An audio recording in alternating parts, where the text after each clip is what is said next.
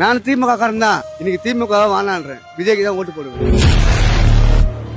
அவருக்கு இடுப்புல கிளன்னா சொன்னா அவரு போலீஸ் எடுத்ததுக்கே தகுதி இல்லாதவர். ஒரு படத்துல நடிக்கிற ஹீரோ எப்படிமா எந்த பொண்ணையும் தொடாம நடிக்க முடியாது. இப்ப அரசு விஜய்க்கு வராருன்னா அவர் 200 கோடியை தூக்கி போட்டு எதுக்குங்க வரணும்? ஆனா நல்லது பண்ணணும், நான் யாருமே கெடுக்கலன்னு சொல்லி வந்தேன். போறோ தான் சொன்னாரு. யாராவது இதை சொன்னாரா? தப்பா சொன்னாரா? ஒரு வார்த்தையா தப்பா சொன்னாரா? அவரை மாதிரி டிசெண்டா அப்படி யாரும் பண்ணல. இன்னைக்கு கூட 1000 கோடி ஊழல். ஒரு போராட்டம் பண்ணலாம், தாராளம் பண்ணலாம். அவர் பண்ணாலும் எவ்வளவு வரும்?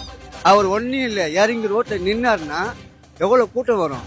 இது சமாளிக்க முடியுமா? எது கட்சியா இருந்தாலும் பூத்துக்குடி சரி சமாளிக்க முடியுமா? ஏன் அப்படி 20 வருஷம் அரசு என்ன பண்ணீங்க? நான் திமுக காரன் தான், பக்கா திமுக. வானம்பாட்ட சொன்னீங்கன்னா உலகத்துல பக்கா திமுக காரன். எங்க ஜாதியில இருந்து, எங்க அப்பன இருந்து, என் தாத்தால இருந்து ஜாதி திமுக காரன் தான். ஆனா இன்னைக்கு திமுக வானான்றேன், விஜய்க்கு தான் ஓட்டு போடுவேன்.